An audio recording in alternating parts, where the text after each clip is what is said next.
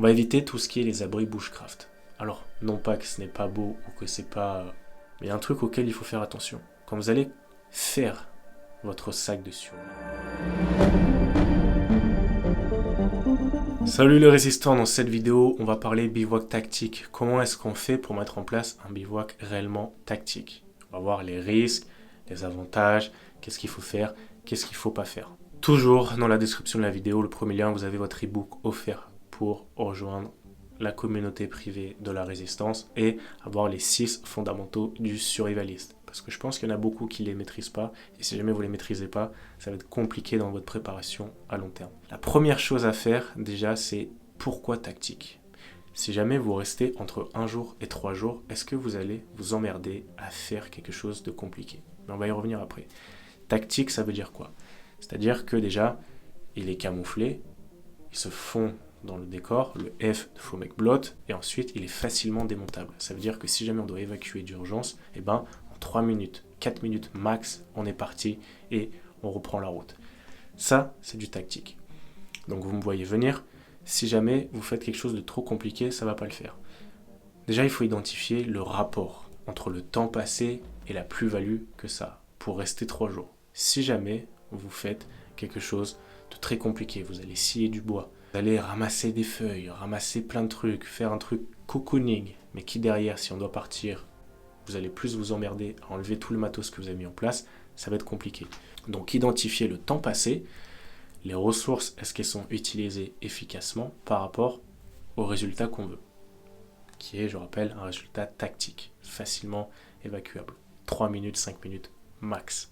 On va éviter tout ce qui est les abris bushcraft. Alors, non pas que ce n'est pas beau ou que c'est pas très bien fait, au contraire, je trouve qu'ils font du super travail, mais les abris bushcraft, où on va vous faire des chalets, on va vous faire des abris enterrés, le mec il y passe quasiment 6 heures au minimum jusqu'à 10 heures pour aller scier du bois, pour aller faire quelque chose de très pro, c'est très très beau, c'est très bien fait, mais ça, c'est un abri qu'on veut garder sur le long terme. Nous, ce qu'on veut, c'est en un claquement de doigts, pouvoir partir rapidement. Donc on va éviter d'aller scier du bois, ramasser des feuilles, faire de l'argile, faire de la terre séchée. Ça va être compliqué. Pourquoi? Le temps passé, les calories dépensées. En cas de survie, on veut économiser un petit peu ses calories, son énergie. On va éviter de se blesser. Si par exemple on va scier, qu'on va couper du bois, c'est un risque auquel on s'expose de se blesser. Donc ça vaut pas le coup pour un bivouac tactique. Vous avez compris un petit peu là où je veux en venir. Il va falloir mettre en place quelque chose de très simple. Moi, comment est-ce que je faisais tous mes bivouacs et comment est-ce que je fais tous mes bivouacs? C'est 5 tendeurs, 4 sardines, une bâche. Et là, vous êtes très très luxe, déjà. Si vous avez 5 tendeurs, 4 sardines, une bâche, vous êtes très bien. Ce que vous allez faire, et hamac, en fonction du profil de chacun.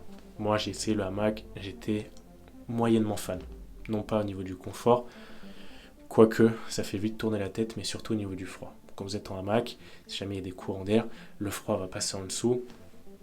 Et même avec un duvet, ça pèle. Voilà, c'est mon avis. Vous allez tendre 2 tendeurs ensemble. Assez longs. Quand je dis des tendeurs, là, c'est des tendeurs assez longs. Vous allez voir un petit peu la structure où je vais en venir. Une bâche. Vous allez mettre votre bâche en plein milieu sur le tendeur. Ça va vous donner un truc qui pend, comme ça. Vous me voyez venir. 4 sardines. Hop, et là, vous avez une tente. Pourquoi est-ce que je ne mets pas de la corde au lieu des tendeurs? Parce que la corde, va falloir faire des nœuds et va falloir la couper. Donc petit à petit, si jamais vous avez par exemple 2 troncs d'arbres à 1 mètre de distance et que le prochain bivouac c'est à 45 cm, que l'autre c'est à 1,15 m, votre corde, vous voyez que vous l'avez coupée pour une certaine longueur. Le tendeur, c'est pas ça. Le tendeur, il est très flexible et puis il peut s'adapter à 20 cm près. Et c'est facilement démontable. Il n'y a pas de nœud enlevé, il n'y a pas de couteau à prendre. C'est très facilement démontable. Ça, c'est un abri de survie minimaliste. Et après, derrière, vous avez votre duvet, tapis de sol, je ne recommande pas. Et là, vous dormez à l'abri de la pluie. Vous avez creusé vos petites rigoles. C'est à la limite le seul effort qu'on va faire intense. Creuser des rigoles pour éviter d'avoir l'eau qui rentre si jamais vous êtes sur un renforcement de terrain. Et ça se démonte très, très vite. Et ça fait l'affaire. À l'abri de la pluie, du froid, c'est tactique, c'est peu visible. Et derrière, vous avez de la place à l'intérieur pour faire ce que vous avez à faire. Une chose importante à prendre en compte. Je vois beaucoup de personnes qui ont des sacs évac, qui pèsent peut-être 12-13 kilos. J'ai vu que maintenant dans le groupe, les personnes disent voilà, mon sac il pèse 13 kilos et c'est bien. Mais il y a un truc auquel il faut faire attention. Quand vous allez faire votre sac de survie, sac évac, peu importe, souvent ce qu'on va faire c'est qu'on va le blinder. On va le blinder à ras, qui soit limite, c'est difficile de l'ouvrir. Le problème avec ça c'est quoi? C'est que quand vous avez fait votre sac évac, vous avez fait votre sac de survie, vous l'avez fait au calme. Vous l'avez fait au calme, vous avez pris le temps de bien agencer les pièces. Mais lorsque vous allez être sur le terrain et qu'il va falloir vite évacuer, le problème avec ça, c'est quoi? C'est que derrière, tout a été mis au carré, millimètre. Et vous, en général, vous n'avez pas le temps. Vous allez enrouler votre bâche, vos tendeurs.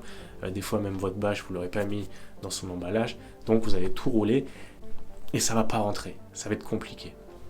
Le conseil que je peux vous donner, c'est quand vous faites votre sac, c'est toujours de laisser un tiers de vide qui ne va pas être occupé, ou derrière, si jamais vous avez besoin de ranger quelque chose rapidement, vous n'êtes pas là à faire votre sac et à prendre 5, 6, 7 minutes à tout remettre bien comme il faut.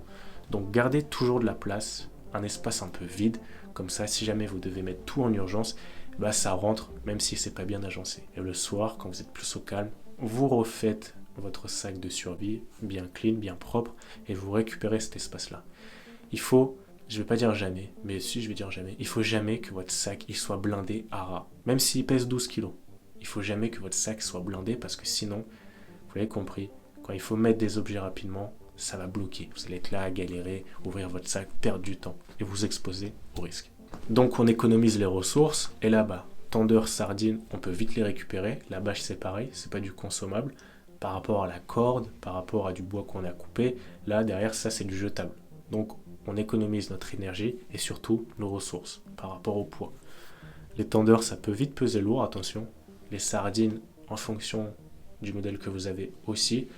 La bâche non, c'est pas très lourd, ça prend de la place, mais c'est l'outil impératif à avoir. Ensuite, où est-ce qu'on peut s'installer pour être bien? Vous savez, vous avez des fois des arbres qui se sont déracinés, ça vous fait des gros trous. Moi, je ne vais jamais là-dedans, mais ça peut être un avantage d'utiliser l'arbre qui fait déjà la structure, qui fait office de tendeur. Mais je vous recommanderais toujours de faire votre structure. 2 tendeurs, 2 arbres, 4 sardines, la bâche. Voilà, moi c'est ce que je recommande. Surtout, n'allez pas vous poser près d'un lac, près d'une rivière. En tout cas, quand je dis près d'une rivière, c'est à côté, à 10-15 mètres. N'allez surtout pas vous mettre là. Pourquoi? Déjà, les lacs, les rivières, vous allez avoir les moustiques. Vous allez avoir les animaux qui vont passer. Potentiellement, vous allez mal dormir si jamais vous êtes un peu peureux, des animaux, que la nuit vous n'êtes pas à l'aise dans le noir tout seul, vous risquez d'avoir peur. Et potentiellement de vous faire attaquer si jamais vous êtes là où il ne faut pas être. Si vous êtes sur un chemin de passage de sangliers, autant vous dire qu'ils ne vont pas trop comprendre. Est-ce qu'ils vont vous attaquer? Je ne sais pas, mais il vaut mieux éviter. On va éviter tout ce qui est abri surélevé, trop surélevé, par exemple dans les arbres. C'est compliqué si on doit évacuer rapidement. Et puis, c'est pas évident à mettre en place non plus. Et surtout, si vous êtes proche d'une source d'eau, les animaux ont besoin de boire, mais les humains aussi. Donc si jamais vous êtes proche d'une source d'eau, dites-vous que potentiellement, le soir au crépuscule, vous allez mettre votre petit feu, voilà, vous allez utiliser votre petit réchaud, on risque de vous voir. Parce que quelqu'un veut prendre de l'eau et va remarquer une présence hostile. Voilà, donc évitez les lieux de passage animaux, proches des rivières. Allez en général là où personne ne voudrait aller. Ça ne fait pas rêver. Un champ d'ortie, un champ de ronces. En général, vous aurez une barrière naturelle protectrice. Voilà, j'espère que cette vidéo vous a plu. Les résistants, c'était le bivouac tactique. Comment est-ce qu'on le fait maintenant? Entraînez-vous. Après, c'est du bon sens. Savoir tendre des tendeurs, je ne vais pas vous montrer comment on tend des tendeurs. Je ne vais pas vous montrer comment on plante des sardines. C'est du bon sens. Et pareil pour l'environnement. Voilà. Réfléchissez. Là, je suis proche d'un truc, d'un point d'eau. Est-ce que c'est pertinent de me mettre là? Est-ce que c'est pertinent de me mettre au milieu d'un chemin? Après, il y a des choses, c'est l'entraînement et c'est à vous, en fait, d'avoir votre propre avis là-dessus. Je vous dis à très bientôt. Ciao!